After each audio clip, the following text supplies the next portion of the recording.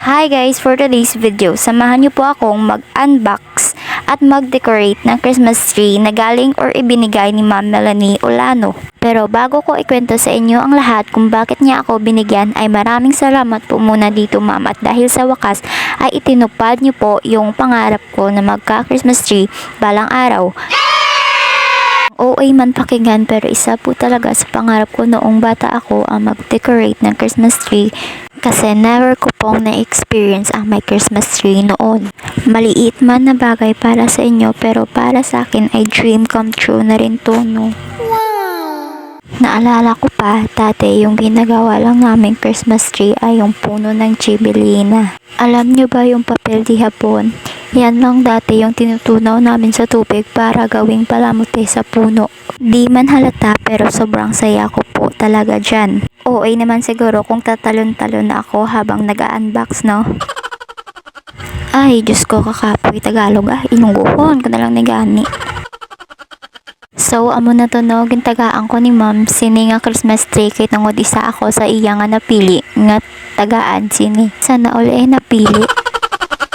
Ti ano pang ginahulat nyo, i-follow nyo na saka hindi lang amo niya ang ipanghatag damo pa sa may ipanghatag sa dasun. So sa dere no, ginamat-amat ko na panguha ang mga plastic kay para maumpisahan ko na ang pag-decorate.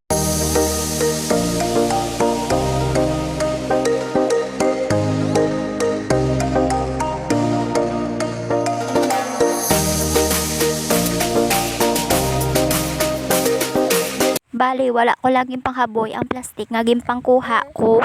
Kay matapos ang Christmas, taguon ko lang ni kag pwede ko pa magamit next year. Kag tungod kay first time ko ni obrahon, wala ko kabalo kung paano ni sa i-plaster. Ay, manol!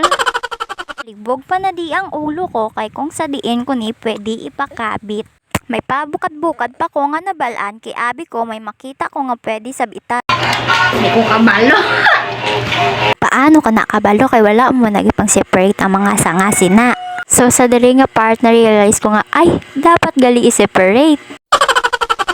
Sige lang, hindi mangguro balanon nga manul ko Hindi ko pa na di matapos-tapos ang ginaobra ko kay ang bata ko kasi nabad na. Gapa angga-angga na sa kay gusto yung nagid magtulog. So, sa dari nga part, kimpakapudlayan ko naman ang akong kagalingon nga pangwao ng igot nga antes ipang sabit ko na lang. Ginakapoy na ko gani mag-inchindi sa kaugalingon ko kung may pagkasyungagid ko bala o kung may pagkalangka. Amo na ang nagpapulig na lang ko kay nanay kung paano ni ubrahon. Kay kung ako lang guro na tuigan ko antes makatapos.